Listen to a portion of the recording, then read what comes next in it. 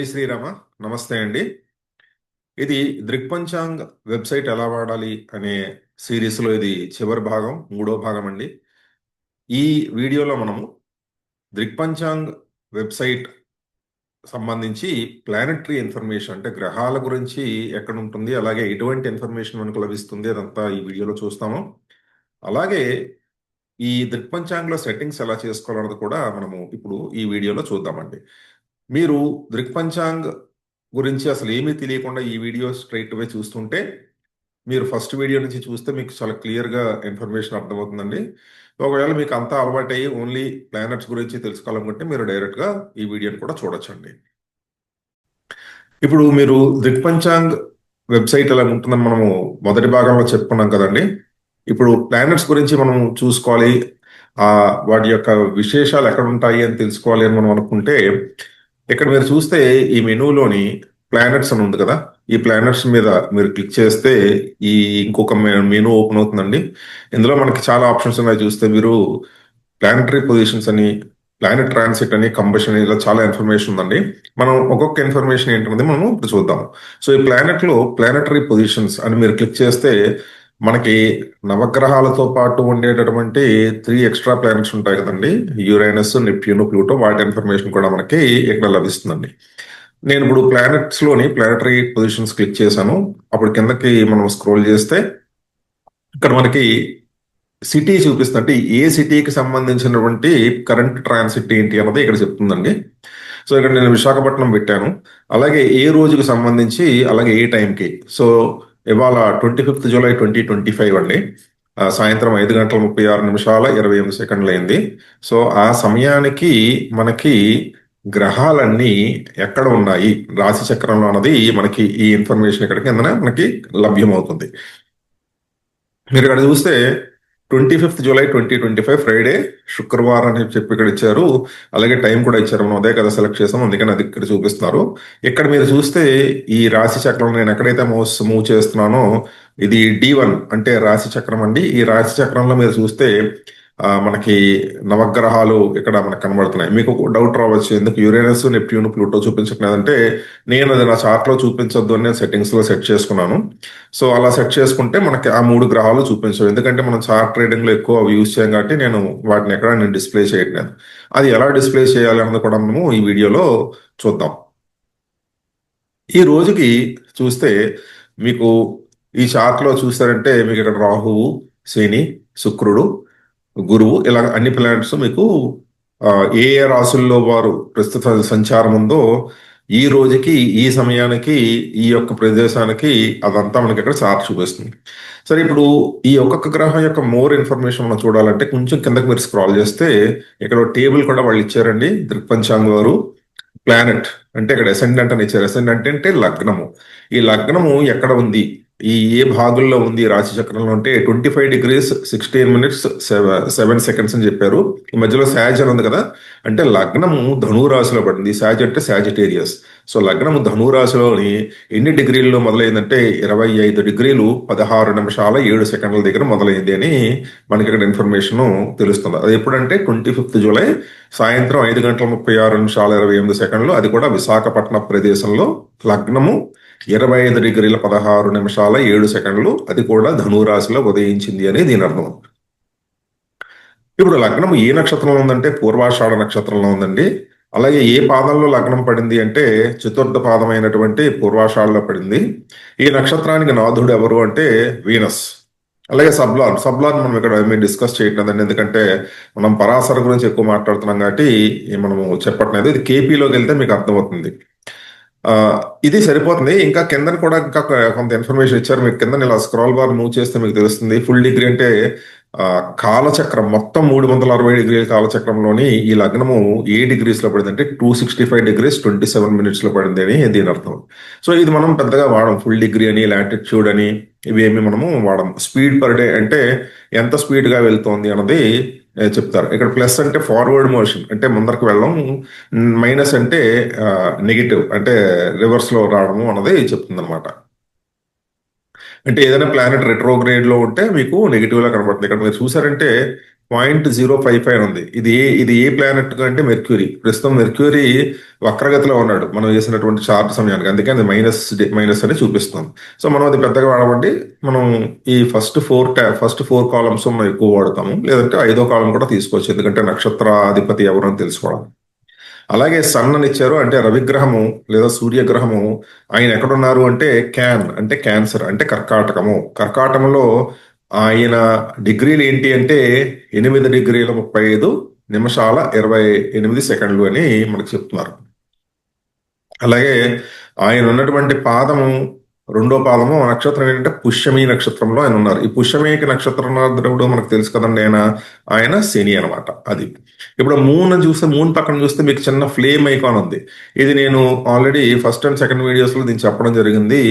ఈ flame icon అంటే ఒక మంటలాగా ఉంది కదా, అగ్నిలాగా, అంటే ఆ ప్లానెట్ కంబస్ట్ అయింది అని, అంటే అస్తంగత్వం అయింది. అంటే సూర్యుడికి ఏ ప్లానెట్ దగ్గర ఉన్నా సరే ఆర్బ్ బట్టి చూస్తే వాళ్ళు అస్తంగత్వం చెందుతారు కదా, ఆ ప్లానెట్ అస్తంగత్వం అయిందా లేదా అనేది మనం ఇమీడియట్ గా ఈ చార్ట్ చూసి మనము తెలుసుకోవచ్చు అనమాట.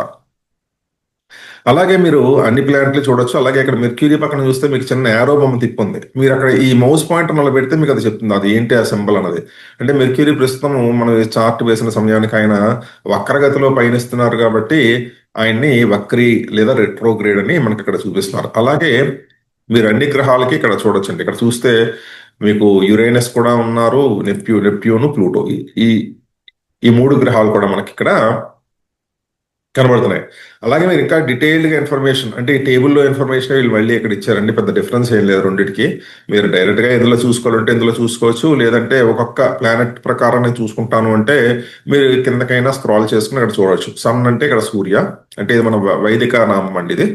ఆయన యొక్క భాగులు ఏంటి అన్నది ఇక్కడ ఇచ్చారు. ఆయన ఎంత స్పీడ్గా వెళ్తున్నారు, ఆయన ఏ నక్షత్రం ఏ పాదంలో ఉన్నారు, మోషన్ అంటే ఆయన గతి ఏంటి, అంటే ఆయన సూర్యుడు ఎప్పుడు ఆయన ఫార్వర్డ్ డైరెక్షన్ లో వెళ్తారు. ఆయన రెట్రోగ్రేడ్ ఎప్పుడు అవ్వరు కదా, ఎప్పుడు ఫార్వర్డ్ అయినా చూపిస్తుందండి. స్టేట్ నెవర్ అంటే ఆయన ఎప్పుడు అస్తంగత్వం చెందరు, ఎందుకంటే ఆయన వల్లే మిగిలిన గ్రహాలన్నీ అస్తంగత్వం చెందుతాయి, కానీ ఆయన వల్ల ఆయన మాత్రం అస్తంగత్వం చెందరు. ఇప్పుడు ఈయన ఎక్కడున్నారు, మీరు రాశి చక్రంలో చూస్తే సూర్యుడు ఎక్కడున్నారు అని చూస్తే ఆయన చంద్రరాశి అయినటువంటి కర్కాటక రాశిలో ఉన్నారు. చంద్రుడు మనకి చూస్తే నైసర్గికంగా చూస్తే ఆయన మనకి రవికి మిత్రుడే కదా, కాబట్టి స్టేట్ అంటే ఫ్రెండ్స్ హౌస్ అని, రిసైడింగ్ ఇన్ ఫ్రెండ్స్ హౌస్ అని చెప్తున్నారు. అలాగే ఈయన ఉన్నటువంటి నక్షత్రం ఏంటంటే పుష్యమి నక్షత్రము. ఈ నక్షత్రానికి నాథుడు ఎవరు అంటే శని. అలాగే నక్షత్ర సబ్లాట్ మనం ఇందాక చెప్పినట్టుగా ఇది మనం పెద్దగా పట్టించుకోము. అలాగే నేను ఒక క్లారిటీ చెప్పానండి. అలాగే మీకు అన్ని గ్రహాలకి కూడా ఇక్కడ వాళ్ళు చాలా విపులంగా ఇన్ఫర్మేషన్ ఇవ్వడం అయితే జరిగింది. సో మీరు ఇవి అన్ని చూసుకుని, సో దీన్ని బట్టి ఏ రోజు కావాలంటే ఆ రోజు, మీకు ఇప్పుడు ఈ రోజైనా కాదు వేరే రోజు మీరు తీసుకోవాలనుకుంటే, సే ఫర్ ఎగ్జాంపుల్ 2026లోని జూలై 16 ట్రాన్సిట్ ఎలాగుంటుంది, మీరు ఏదో టైం ఇచ్చుకోవచ్చు ఇక్కడ కావాలంటే. నేను ప్రస్తుతానికి అదే టైం ఇస్తున్నాను. డన్ అని కొట్టగానే ఆ రోజుకి ఆయా గ్రహాలు ఎక్కడెక్కడ ఉన్నాయి, వాటి సంచారం ఏంటి, అలాగే వాటి యొక్క విషయములు ఏమిటి, అంటే ఆ రోజు మెర్క్యూరీ ఇక్కడ రెట్రోగ్రేడ్ అస్తంగత్వం రెండు చెంది ఉన్నారని చెప్తున్నారు. ఇలా మీరు ఏ రోజు కావాలంటే ఆ రోజుకి, అలాగే ఏ ప్రదేశానికి కావాలంటే ప్రదేశానికి మీరు సెట్ చేసుకుని ఆ రోజు చార్ట్ చూసి ఆ రోజు ప్లానెట్స్ ఎక్కడెక్కడ ఉన్నాయని మీరు తెలుసుకోగలుగుతారు.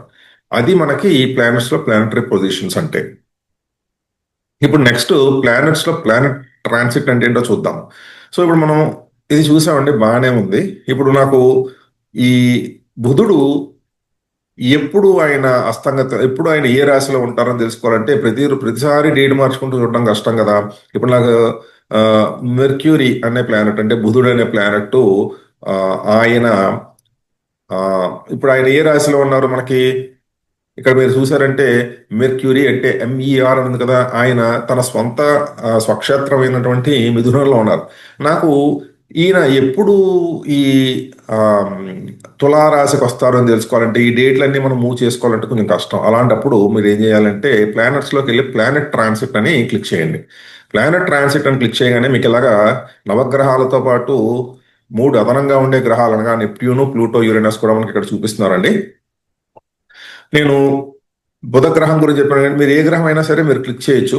నేను బుధ గ్రహం గురించి మాట్లాడుతున్నాను కాబట్టి ఆ బుధ గ్రహాన్ని నేను క్లిక్ చేశానండి. క్లిక్ చేయగానే నాకు ఇలా ఒక పేజ్ ఓపెన్ అవుతుంది.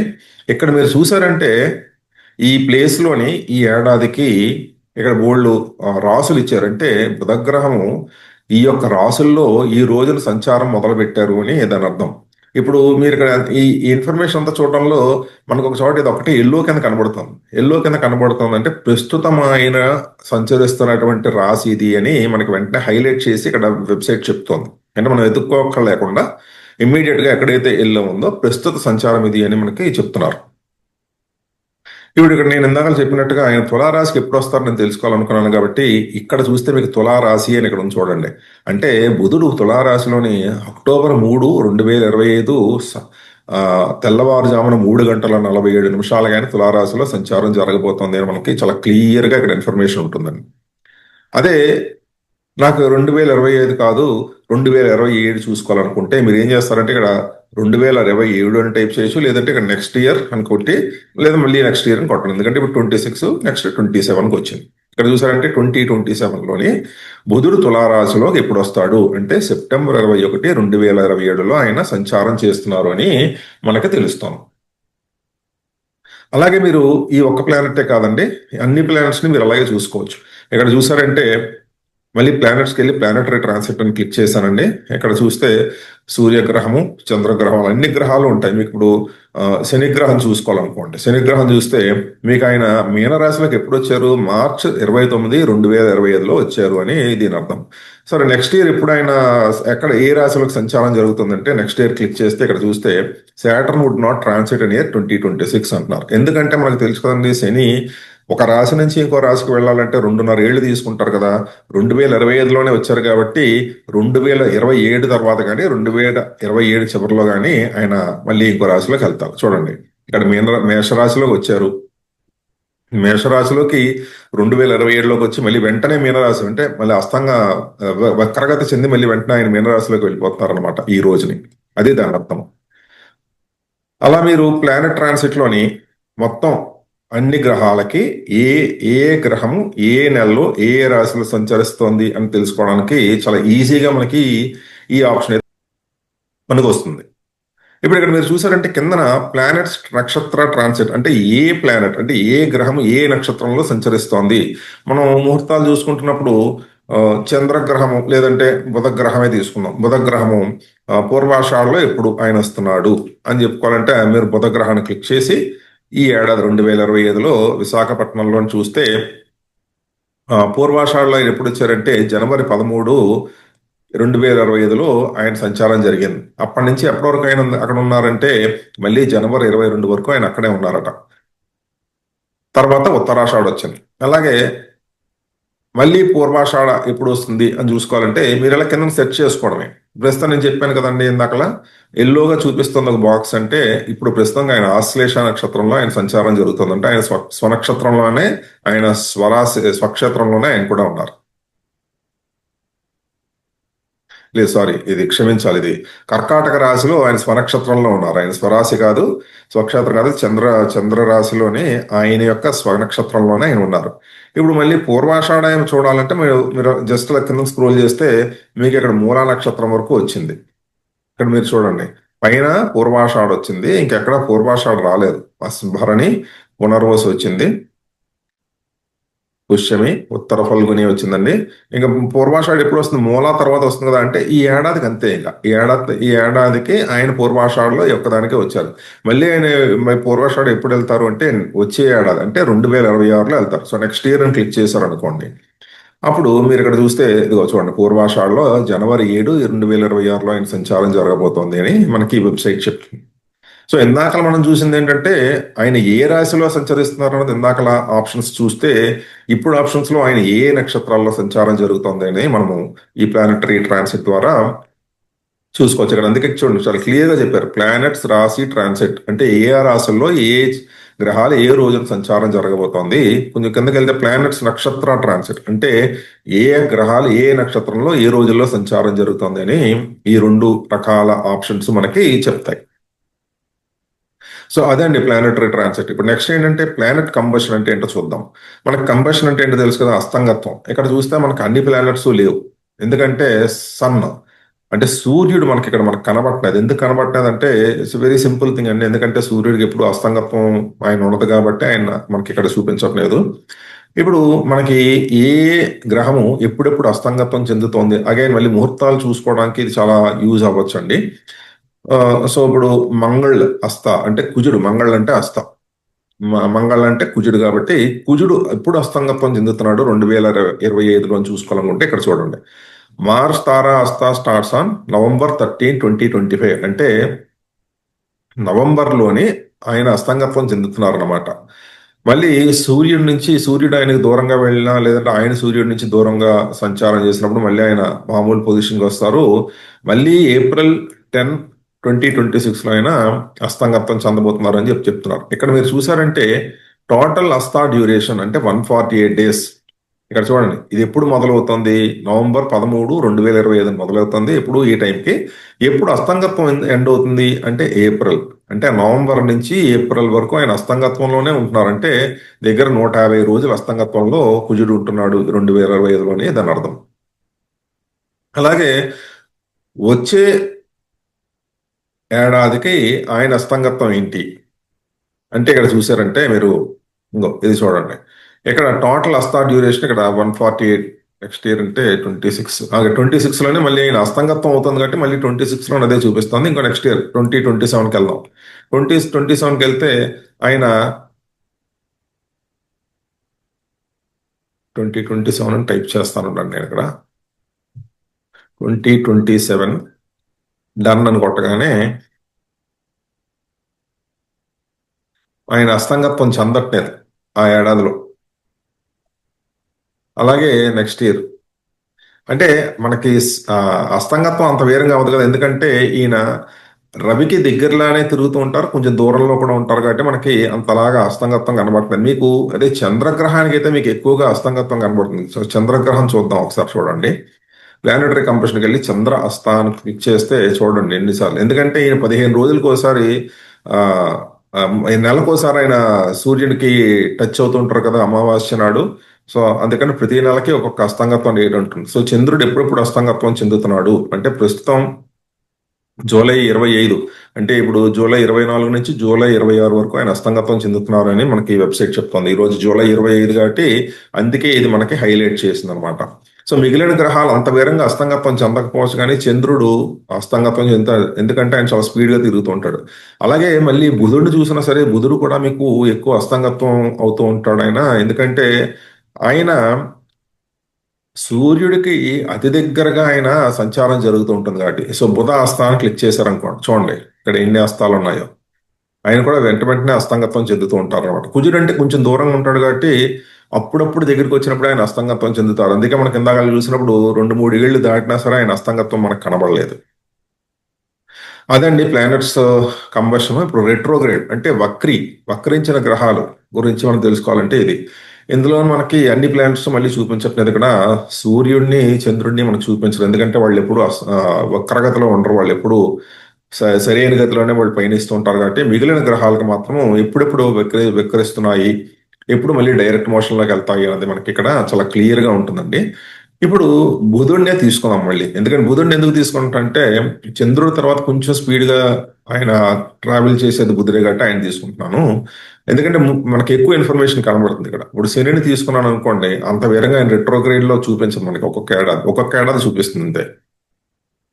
సో ఇక్కడ మీరు చూసారంటే మళ్ళీ ఇక్కడ హైలైట్ అయింది చూడండి. అంటే ప్రస్తుతానికి మెర్క్యూరీ అంటే బుధుడు వక్రగతిలో పయనిస్తున్నాడు అని దీని అర్థం.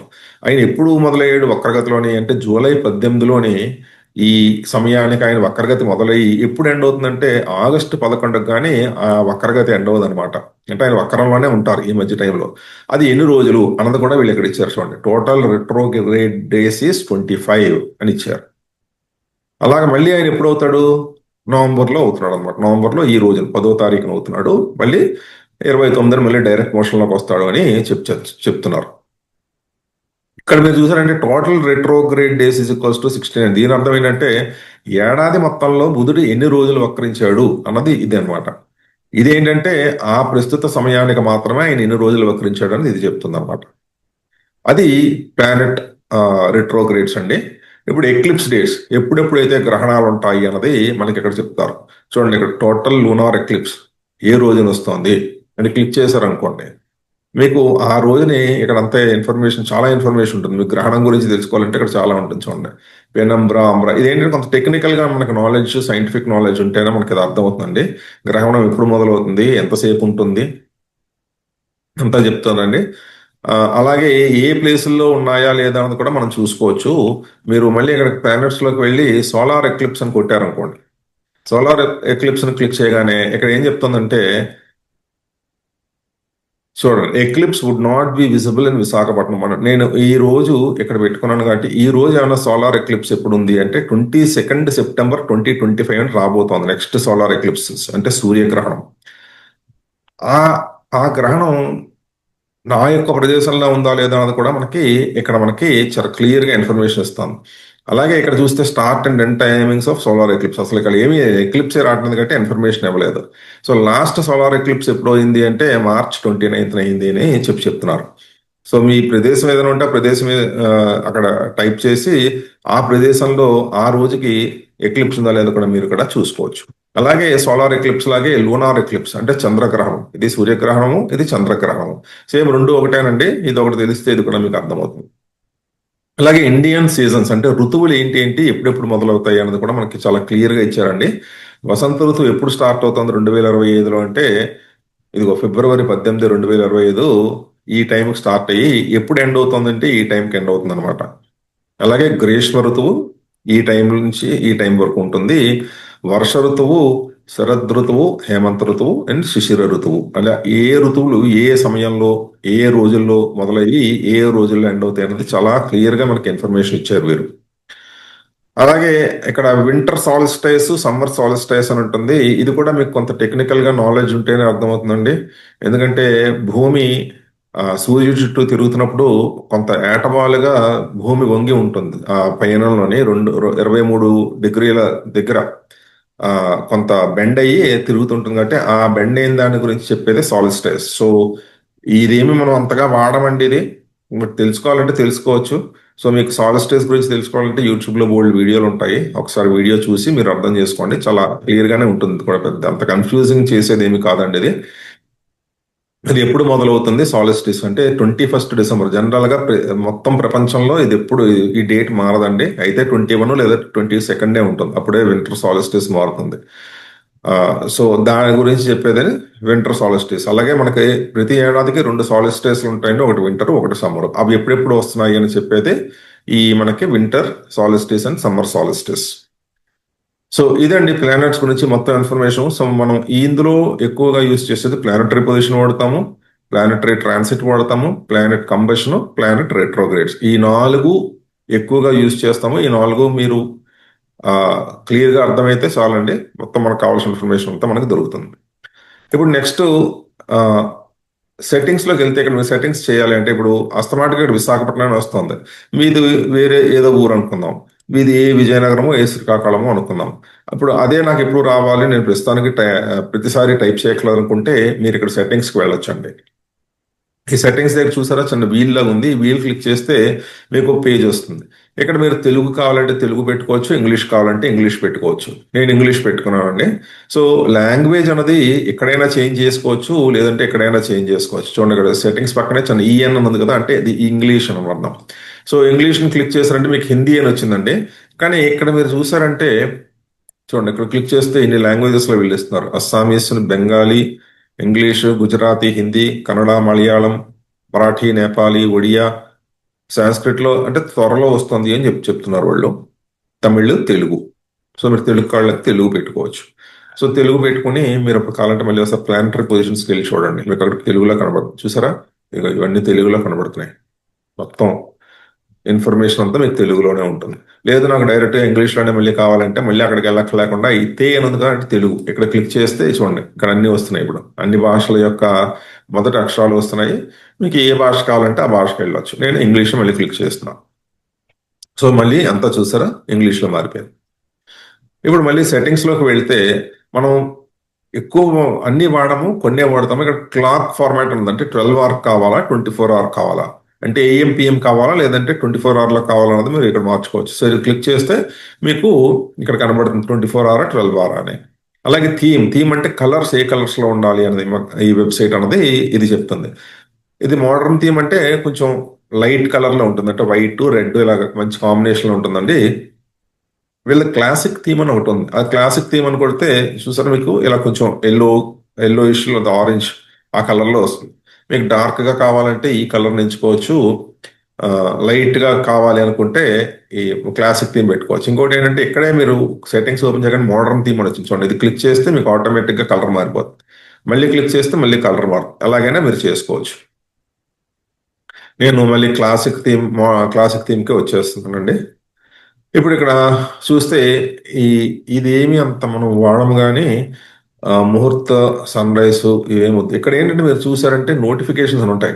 అంటే వినాయక చవితి వచ్చినప్పుడు మీకు ఏమైనా నోటిఫికేషన్ కావాలన్నా, ప్రదోష కాలం ఎప్పుడు వస్తుందని కావాలన్నా, అలాగే ఏకాదశలు మనం జనరల్గా ఏకాదశి వ్రతాలు చేసేవాళ్ళు ఉంటారు కదా, నెలకు 2 ఇస్తాయి కాబట్టి అవి అన్ని నోటిఫికేషన్. అలాగే సంకష్టహార చతుర్థి వ్రతాలు చేసుకునే వాళ్ళకి కూడా నోటిఫికేషన్ కావాలంటే ఆ రోజు మాత్రం మనకి నోటిఫికేషన్ కింద వస్తుంది అనమాట. ఇది మీరు ఈమెయిల్తో రిజిస్టర్ చేసుకుంటే మీకు ఆటోమేటిక్గా ఈమెయిల్కి వస్తుంది అనమాట. అలాగే రాశి ఫలాలు కూడా మీకు ఇవ్వాలి డైలీ అంటే అవి కూడా వస్తాయి అన్నమాట. అలాగే డే పంచాంగం కూడా మీకు ఈమెయిల్లో రావాలి అంటే దీన్ని ఇక్కడ మీరు సెలెక్ట్ చేసుకుని రిజిస్టర్ చేసుకుంటే ఆటోమేటిక్గా మీకు ఆ నోటిఫికేషన్స్ అనేవి అయితే వస్తాయి. ఇప్పుడు ఇది ఇక్కడ చూసారంటే కరెంట్ లొకేషన్ అని ఉంది. ఈ కరెంట్ లో ఇంకొకటి చూద్దాం. అది టైం సిస్టమ్ ఉన్నది కదా, మోడర్న్ క్లాక్ అని ఉంది, వేదిక్ క్లాక్. మోడర్న్ క్లాక్ అంటే ఏం లేదండి, హార్స్ మినిట్స్ సెకండ్స్ అని చెప్తుంది. వేదిక్ క్లాక్ అయితే మనకి ఘటి ఫల విఫల అని ఉంటాయి కదా, అది వేదిక్ క్లాక్ లో ఆ రిప్రజెంటేషన్ ఉంటుంది. మీకు ఏది కావాలంటే ఏది సులువుగా అనుకుంటే మీరు అది సెలెక్ట్ చేసుకోవచ్చు. అలాగే కరెంట్ లొకేషన్ చూసారంటే ఇక్కడ విశాఖపట్నం ఉంది కదా, మీరు ఇక్కడ కావాలంటే శ్రీకాకుళం అని నేను మార్చాను అనుకోండి. చిక్కాకోళ్ళు అని వచ్చింది, అంటే శ్రీకాకుళం ఇలా పిలిచేవారు ఇది వరకు, అందుకని అది చూపిస్తాం. అది పెట్టగానే ఆటోమేటిక్గా నెక్స్ట్ టైం నుంచి ఇంకా ఏ కుండలీని వేసినా సరే డైరెక్ట్గా అది శ్రీకాకుళం అంతే తీసుకుంటుంది. చూడండి ఇక్కడ జ్యోతిష్ కుండలికి వెళ్ళగానే చూసారు అక్కడ శ్రీకాకుళం అంతే తీసుకుంది, విశాఖపట్నం తీసుకోవట్లేదు. సో నేను మళ్ళీ దాన్ని విశాఖపట్నంకి మార్చేయాలంటే మళ్ళీ సెట్టింగ్స్కి వెళ్ళి కొంచెం బాగా కిందకి స్క్రాల్ అయితే అక్కడ మళ్ళీ మీకు కరెంట్ లొకేషన్ ఉంటుంది. ఇక్కడ నేను మళ్ళీ దాన్ని విశాఖపట్నం కింద మార్చేస్తున్నాను. సో అదే అండి ఈ సెట్టింగ్స్. సో ఎంతకంటే మనం ఎక్కువ ఏం వాడము, ఈ మా మైనర్ సెట్టింగ్స్ యూజ్ చేసుకుని మీరు ఈ వెబ్సైట్ని యూజ్ చేసుకోవచ్చు. సో ఇలాంటి ఎన్నో వీడియోస్ మా ట్రైనింగ్ సెక్షన్లో ఉన్నాయండి. సో దానికి కొంత మీరు ఫీజు పే చేయాల్సి ఉంటుంది. చాలా క్లియర్గా మొత్తం ఈ ఆస్ట్రాలజీ గురించి, అంటే వేదిక పరమైన ఆస్ట్రాలజీ గురించి చాలా క్లియర్గా మేము ఎక్స్ప్లెయిన్ చేయడం జరిగిందండి. మీకు ఇంట్రెస్ట్ ఉంటే మా యొక్క జీమెయిల్కి మీరు ఈమెయిల్ మెసేజ్ చేస్తే మేము మీకు రెస్పాన్స్ చేస్తామండి. నమస్తే అండి.